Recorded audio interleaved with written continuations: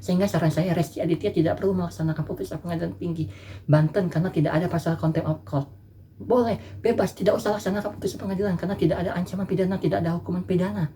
Karena buat apa Anda melaksanakan putusan pengadilan tersebut sementara putusan pengadilan tersebut tidak ada landasan hukumnya, tidak berdasarkan bukti karena diputus tanpa hasil DNA.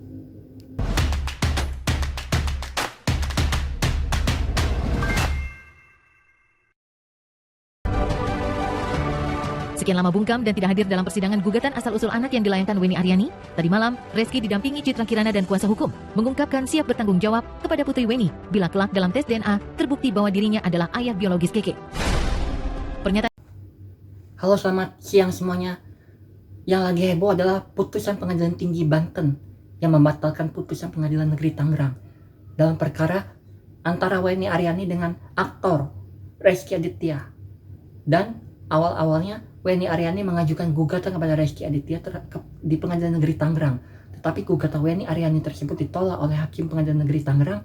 Weni Aryani banding dan diterima bandingnya oleh Pengadilan Tinggi Banten. Dan disitulah putusan kontroversi dari Pengadilan Tinggi Banten karena tanpa ada hasil tes DNA Rezky Aditya, Pengadilan Tinggi Banten langsung memutuskan bahwa Rezky Aditya adalah ayah biologis dari Keke, anak dari Weni Aryani.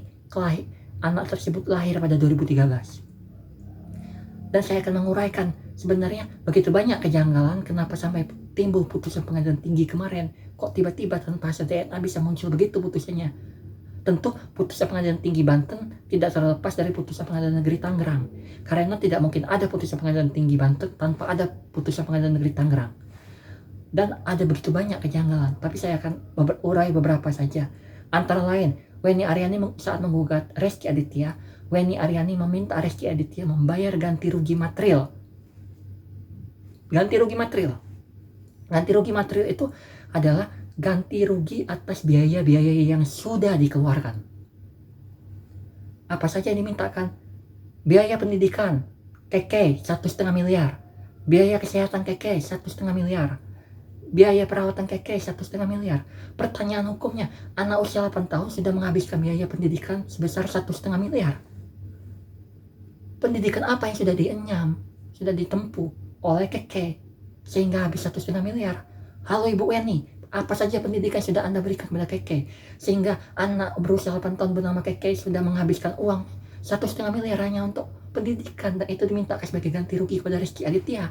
Kedua, 1,5 miliar biaya ganti rugi kesehatan Keke. Pertanyaannya, Keke sakit apa sampai Anda mengeluarkan 1,5 miliar untuk mengobati Keke? Sakit apa itu?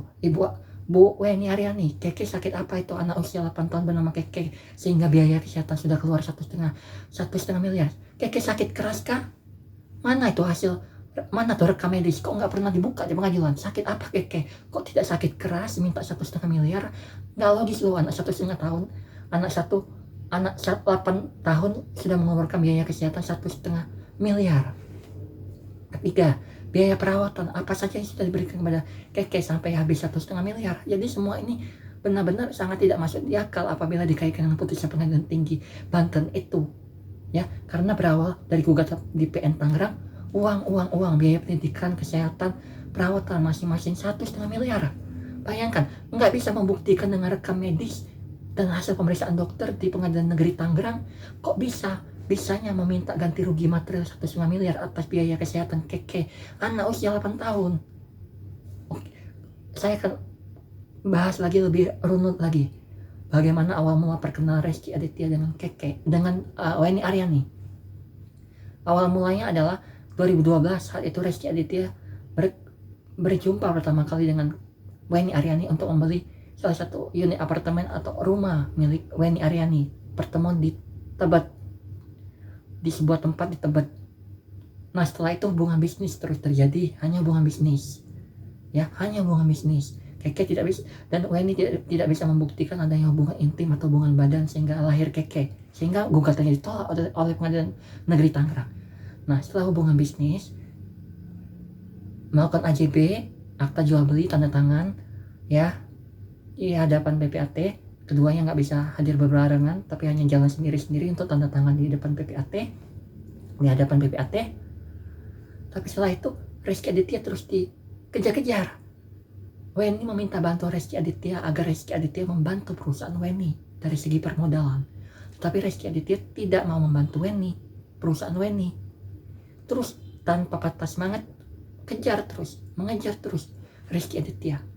Bahwa Rezky Aditya dijanjikan akan mendapatkan keuntungan yang sangat besar, tapi Rezky Aditya tidak percaya sehingga tetap konsisten dan tidak mau membantu dari segi permodalan. Lalu dikejar lagi, ditunjukkanlah ada PO yang nilainya fantastis. Itu juga yang berhasil membuat Rezky Aditya yakin dengan perusahaan WNI bahwa perusahaan WNI itu mampu dari segi keuangan atau likuiditas. Dan akhirnya Rezky Aditya mau membantu WNI dan masuklah Rezky Aditya sebagai salah satu pemegang saham di perusahaan WNI dan sebagai komisaris di situ. Dibuktikan dengan salah satu bukti dari penggugat yang ada di dalam berkas putusan Pengadilan Negeri Tangerang. Tetapi masuknya Rezky Aditya ke dalam perusahaan WNI lagi-lagi harus mengeluarkan sesuatu yang sifatnya materi. Dari awal gugatan udah uang kan, ini juga uang lagi. Setelah perkenalan, setelah AJB selesai, dimana setelah jadi komisaris dan jadi pemegang saham di perusahaan Rezky Aditya, di perusahaan WNI Aryani, Rezky Aditya justru memberikan jaminan berupa hak tanggungan, yaitu aset-asetnya dijadikan sebagai jaminan hak tanggungan untuk menjamin pinjaman kredit perusahaan WNI Aryani sebesar 12 miliar. Jadi WNI Aryani mengajukan pinjaman kredit kepada bank sebesar 12 miliar rupiah dan Rezky Aditya sebagai pemegang saham dan komisaris secara pribadi memberikan jaminan atas aset-asetnya ya untuk menjamin pinjaman kredit perusahaan WNI Aryani tersebut. Rezky Aditya tidak hanya memberikan aset pribadi untuk menjamin kredit perusahaan WNI Aryani 12 miliar di bank, tetapi Rezky Aditya juga memberikan menandatangani PG personal garansi untuk menjamin seluruh pinjaman kredit perusahaan WNI Aryani di bank sebesar 12 miliar. Hingga akhirnya jatuh tempo pinjaman kredit WNI Aryani tersebut, WNI Aryani tidak bisa membayar, dan Rezky Aditya justru kena somasi juga karena Rezky Aditya bertindak sebagai penanggung atas pinjaman kredit WNI Aryani pada bank sebesar 12 miliar.